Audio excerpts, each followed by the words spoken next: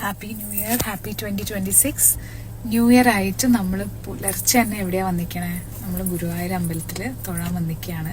സാധാരണ ഞാൻ എല്ലാ മാസവും വരാറുണ്ട്, പക്ഷെ ഇപ്രാവശ്യം ഞാൻ തൊഴാൻ വന്നതിൽ ഒരു പ്രത്യേകതയും കൂടെ ഉണ്ട്. ഇപ്രാവശ്യം ഞാൻ അമ്മേനെയും കൂടെ കൂട്ടിയിട്ടാണ് വന്നിട്ടുള്ളത്. സിംബുള്ള കാരണം സിംബ എണീറ്റാൽ അമ്മ വരില്ല പുറത്തേക്ക്. അപ്പം അത് കാരണം രാത്രി സിംബ ഉറങ്ങുന്ന സമയം നോക്കി അമ്മയെ ഞാൻ പുറത്തിറക്കിയതാണ്. അപ്പം അമ്മ അവിടെ ഇരിക്കുന്നുണ്ട്. അപ്പം ശരി, ഞങ്ങൾ പോയി തൊഴുതിട്ട് വരാട്ടോ. ഞങ്ങളിതാ നല്ല സുഖമായിട്ട് തൊഴുത് ഇറങ്ങി കേട്ടോ. നല്ല തിരക്കുണ്ടായിരുന്നു. ഇന്നലെ ഏകാദശിയും ഇന്ന് ന്യൂ ഇയറും ഒക്കെ ആയിട്ട് നല്ല തിരക്കുണ്ടായിരുന്നു. രാവിലെ തന്നെ തിരക്കായിരുന്നു. പക്ഷേ സുഖമായിട്ട് സന്തോഷമായിട്ട് തൊഴാൻ പറ്റി.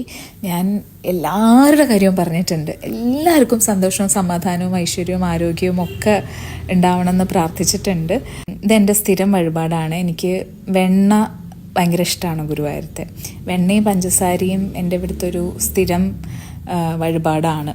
അപ്പോൾ അത് കഴിഞ്ഞു, നമ്മൾ വണ്ടിയിലെത്തി. ഇനി തിരിച്ച് വീട്ടിലേക്ക് തന്നെ പോവുകയാണ്. സിംബ എണീക്കുമ്പോഴേക്കും അമ്മ വീട്ടിലെത്തണം എന്ന് പറഞ്ഞിട്ട് അമ്മ എന്നെ ഇങ്ങനെ ഇതാക്കിക്കൊണ്ടിരിക്കുകയായിരുന്നു.